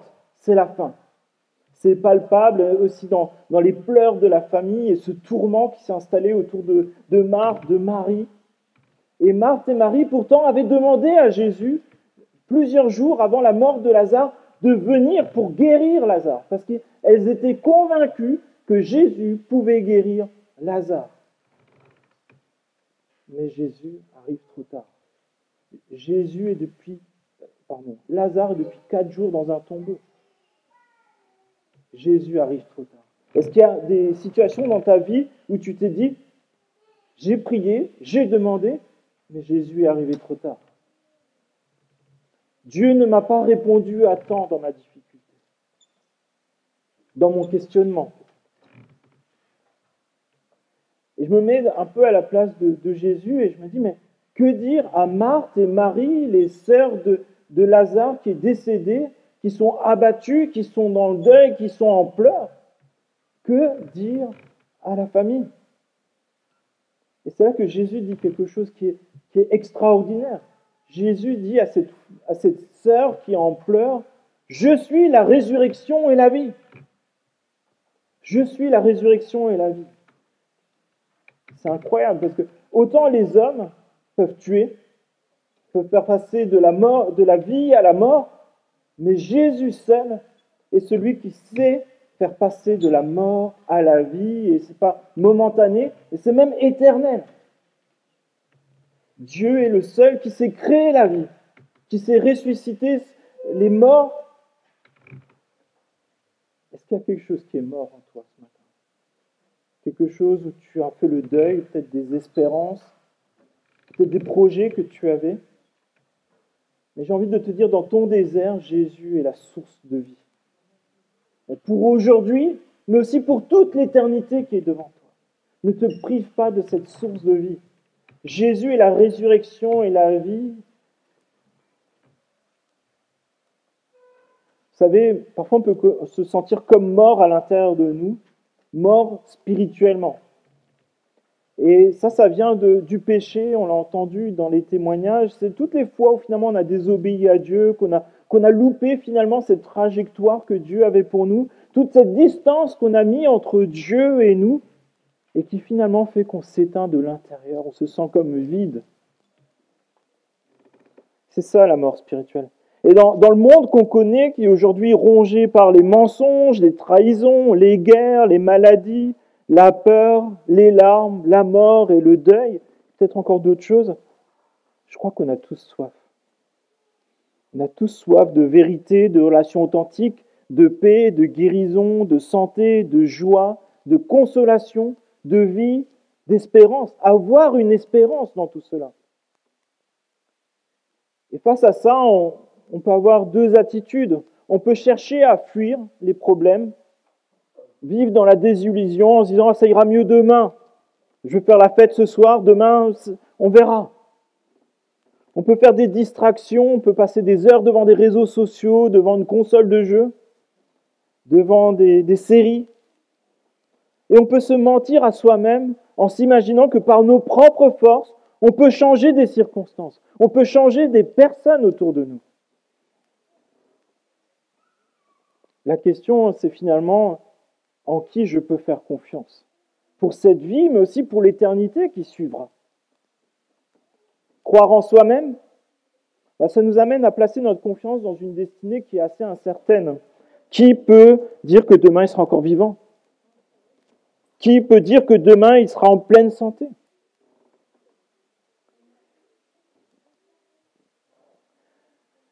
Si ta vie dépendait d'une course à pied que tu ferais, disons un marathon, C'est 40 km un marathon, hein, c'est ça? Est-ce que tu es prêt là à courir 40 km? Certains plus que d'autres, j'ai l'impression. Moi, peut-être pas. Mais si ta vie en dépendait il faut que tu arrives le premier à la fin de ce marathon, alors qu'en fait, il y en a qui sont venus du monde entier pour courir ce même marathon. On va dire le marathon de Paris ou de Londres. Mais ta vie en dépendait, il faut que tu sois le premier. Et tu as le choix de courir toi-même ce marathon, d'être devant cette ligne, avec ton dossard, avec tes chaussures, et de courir toi-même et de dire « je vais y aller, peut-être ça peut marcher ». Ou alors tu peux donner ton dossard à quelqu'un. À qui est-ce que tu donnerais ton dossard?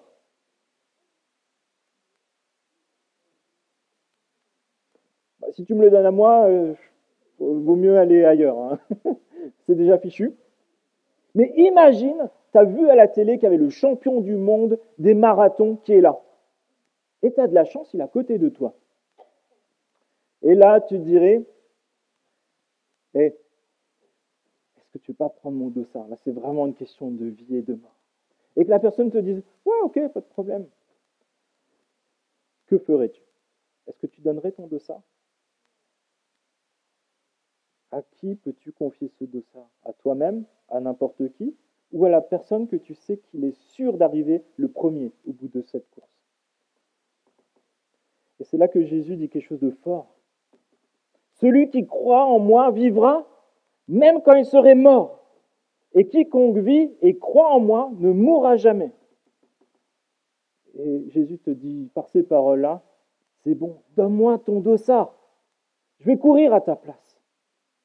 Et je me dis peut-être, sur la ligne d'arrivée, sur la ligne de départ, pardon. Tu t'es dit, ouais, je veux quand même essayer. Hein.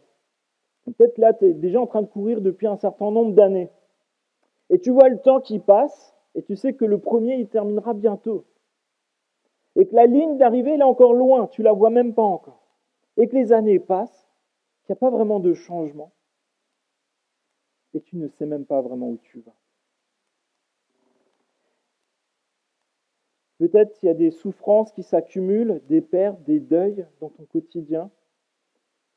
Et tu dois prendre cette décision maintenant, avant que le délai de cette course ne soit expiré. Mon ami, tu peux faire confiance à Jésus, parce que Jésus a déjà mené cette course à la perfection, tout en respectant toutes les règles, dans les temps, parce que Jésus a triomphé de la mort et du péché. Tout ce que tu as besoin de faire pour profiter de la victoire de Jésus, pour que la victoire de Jésus soit ta victoire, c'est de faire confiance à Jésus, croire en lui. Tout ce que tu as besoin de faire pour être réconcilié avec Dieu, c'est de croire que Jésus a mené aussi cette course pour que tu sois réconcilié avec Dieu. Pour avoir la vie avec Dieu pour l'éternité, tu peux croire que Jésus lui-même est ressuscité pour toi, pour que tu aies une éternité avec Dieu, pour être pardonné avec Dieu. Ce matin, j'ai envie de te dire, lâche ton dossard, donne-le à Jésus. Fais confiance à Jésus, crois en Jésus, en qui est Jésus, ce que Jésus a accompli. Crois que Jésus est Dieu, qu'il est venu pour te rencontrer, te chercher. Il a traversé le ciel entier pour venir à ta rencontre. Parce que Jésus est venu te rencontrer, te sauver, te délivrer, te donner la vie. Pourquoi? Pour que tu puisses passer de la mort à la vie.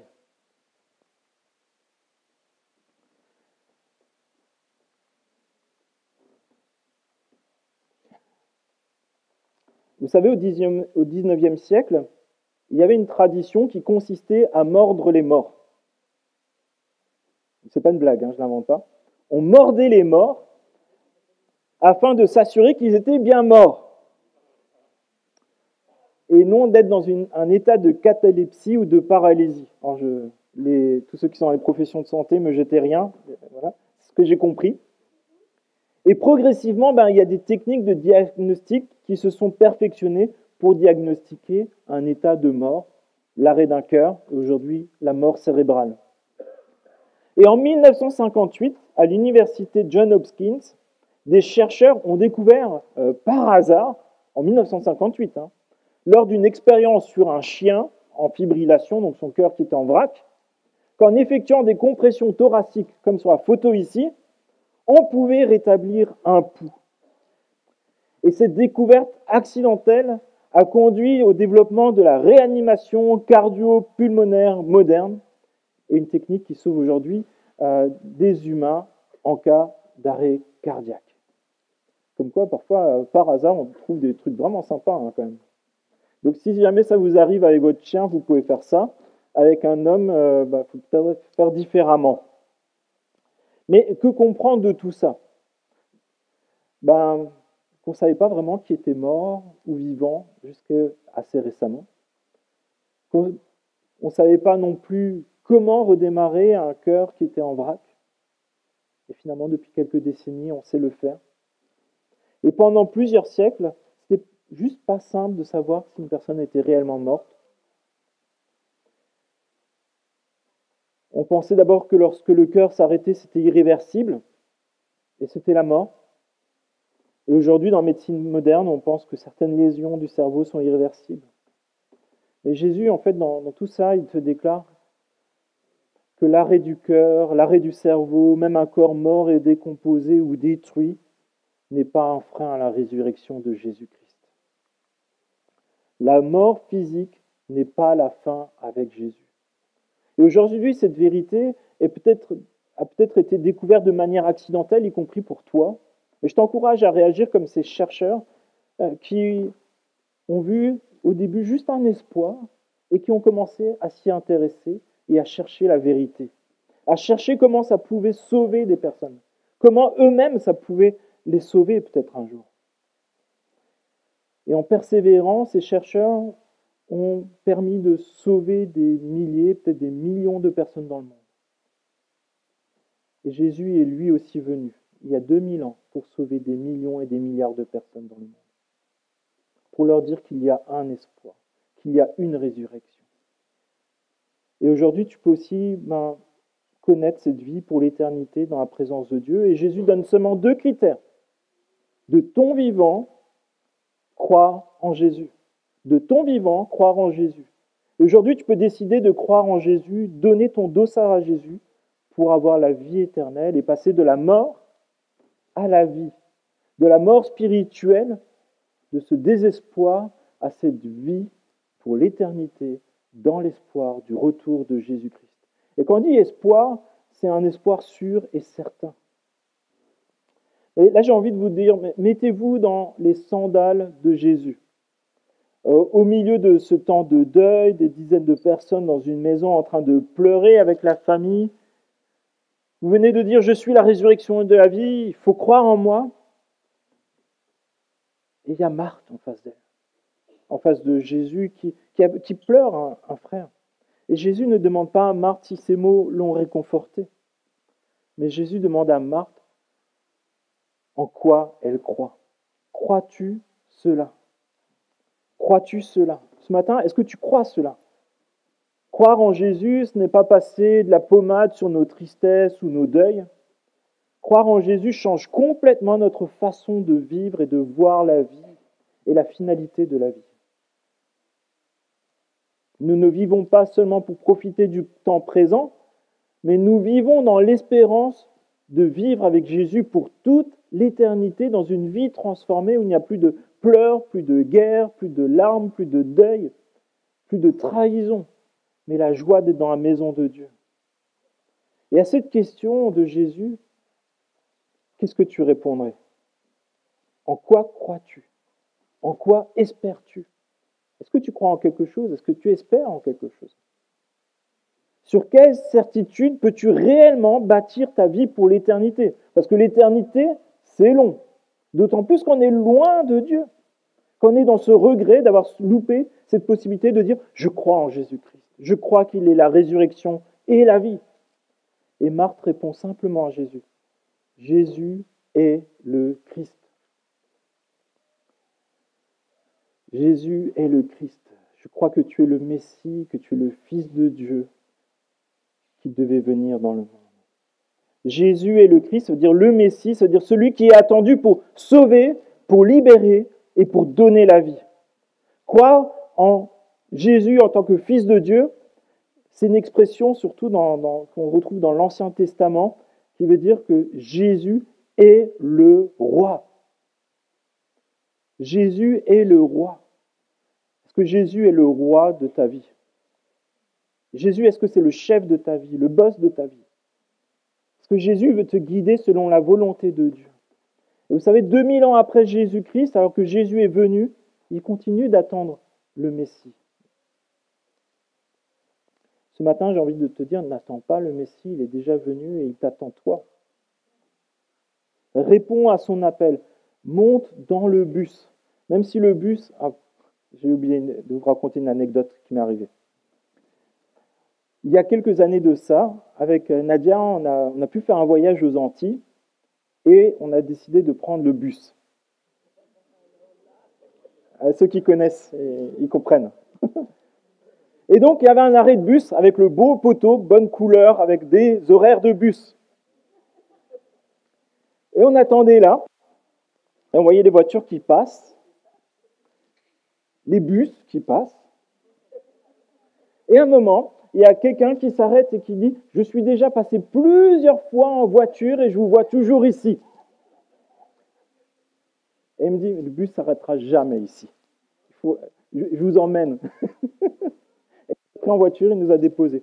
Mais en fait, peut-être on sera encore là-bas si on attendait le bus.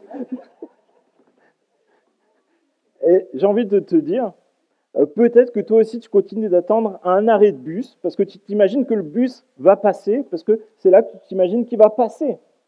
En fait, il ne passera jamais ici, parce qu'il n'y a qu'un seul Jésus, en fait. Jésus, il t'appelle, et il te dit, c'est ici que tu peux monter dans le bus, c'est aujourd'hui et maintenant. Et tu n'as pas besoin de ticket de bus, il faut juste que tu crois en moi.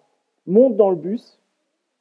Le bus, il n'est pas forcément comme tu te l'imaginais dans tes pensées, mais c'est le bus comment Jésus et Dieu le décrivent, un bus qui emmène de la mort à la vie et dans la vie éternelle avec Dieu. Et ce matin, j'ai vraiment envie de t'encourager, va là où Jésus t'appelle. Jésus est venu et Jésus a dit qu'il revient. Il est en train de revenir. Et les paroles de Jésus sont puissantes pour amener les croyants de la mort à la vie, de la sécheresse du cœur à une vie abondante. Et en Romains, au chapitre 8, verset 35, il nous dit cela. « Qui nous séparera de l'amour de Christ ? Serait-ce la tribulation, ou l'angoisse, ou la persécution, ou la faim, ou la nudité, ou le péril, ou l'épée ? Mais dans toutes ces choses, nous sommes plus que vainqueurs par celui qui nous a aimés. Car j'ai l'assurance que ni la mort, ni la vie, ni les anges, ni les dominations, ni les choses présentes, ni les choses à venir, ni les puissances, ni la hauteur, ni la profondeur, ni aucune créature ne pourra nous séparer de l'amour de Dieu manifesté en Jésus-Christ, notre Seigneur. Pourquoi ? Parce que Jésus est notre Sauveur, Jésus est notre Roi, Jésus est Dieu, et Jésus vient à notre rencontre, et il revient. Rien ne peut te séparer de Christ. Et ce matin, j'ai vraiment envie de t'encourager. Peut-être, c'est comme dans le témoignage des baptisés, à un moment, Dieu s'est révélé à toi, peut-être sous la forme d'une question, et il te dit à quoi bon ? Jésus te révèle que ton cœur y est peut-être vide, que tu n'as peut-être pas d'espoir, et que Jésus peut combler ce vide. Jésus peut te donner un espoir. Jésus peut te donner une espérance. Et ça commence simplement par se mettre à l'écoute, chercher. Et je pense que si tu fais cette prière, Jésus va te répondre. Ce matin, je nous invite vraiment à faire cette prière et je veux aussi t'encourager parce que Jésus s'est approché de la tombe de Lazare finalement. Et Jésus, c'est le verset le plus court de la Bible, Jésus pleure. Jésus, il était ému de compassion devant les personnes qui étaient en deuil. Et il nous rejoint dans nos souffrances. Mais Jésus, il a continué sa marche. Et il est arrivé jusque devant le tombeau. Il a dit, ouvrez le tombeau. Ils ont dit, ça va vraiment sentir mauvais. Il a dit, ouvrez le tombeau.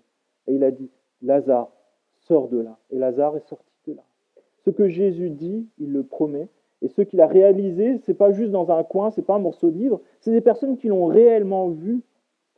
Même Jésus, lors de sa résurrection, plus de 500 personnes l'ont vu ressusciter. Ce qui est Jésus, c'est vraiment la valeur sûre et certaine. Et je t'encourage vraiment à lui faire confiance et je vous invite à la prière pendant que l'équipe se met en place.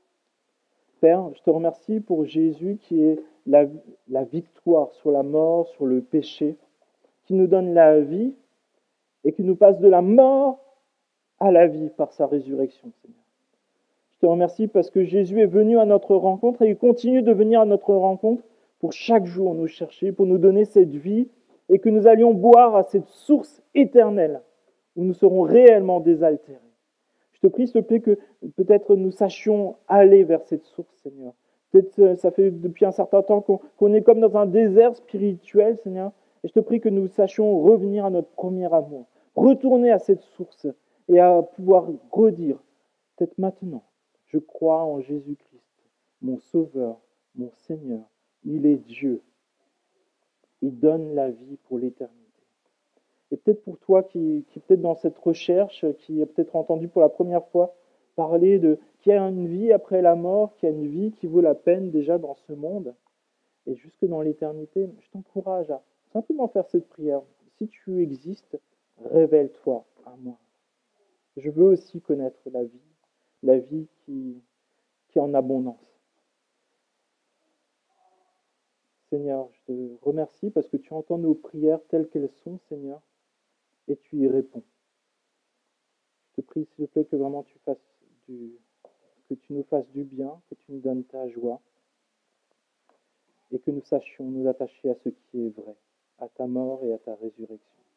Je te prie ainsi dans le nom de Jésus. Amen.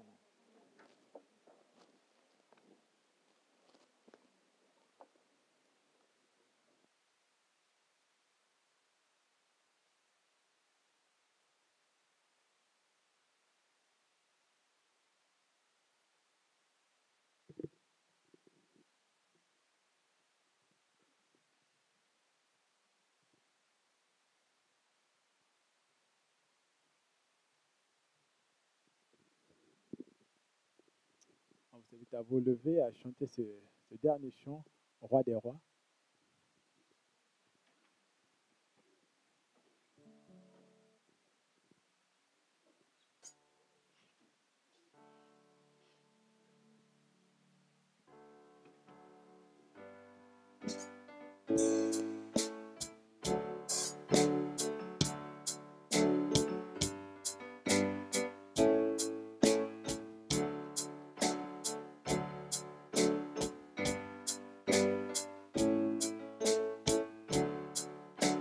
Étant dans les ténèbres, sans espoir, sans repère, quand du ciel tu es descendu pour nous montrer l'amour du Père.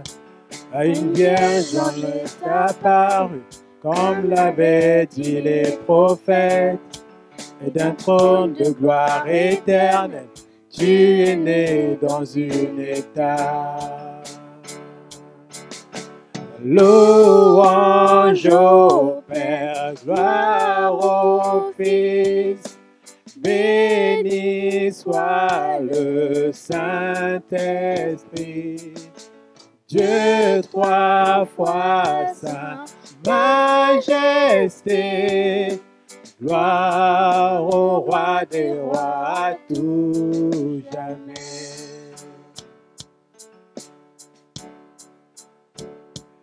Pour nous révéler ton royaume, réconcilier les perdus, pour acheter la création, tu n'as pas méprisé la croix. En vue de la joie devant toi, tu enduras la souffrance, pour nous procurer le salut. Jésus, tu es mort pour nous.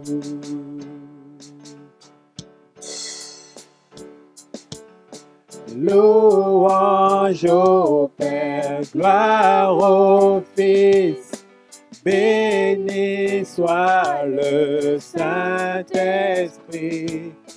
Dieu trois fois saint, majesté, gloire au roi des rois à tout jamais.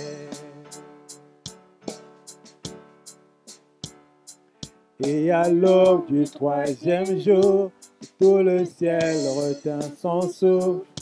Quand la pierre fut roulée, l'agneau de Dieu a triomphé. Et les morts sortirent de leur tente. Tous les anges furent dans la joie, car les âmes de ceux qui croient en notre Père sont restaurées. Et l'Église de Christ est née, sa flamme attisée par l'Esprit. Et cette vérité ancienne subsistera à jamais. Par son sang et en son nom, par sa victoire je suis libre. Sous l'amour de Jésus-Christ m'a ressuscité à jamais.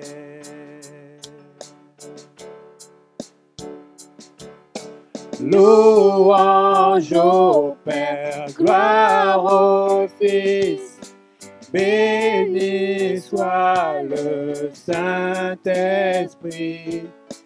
Dieu trois fois saint, majesté, gloire au roi des rois à tout jamais. Gloire au roi des rois à tout jamais.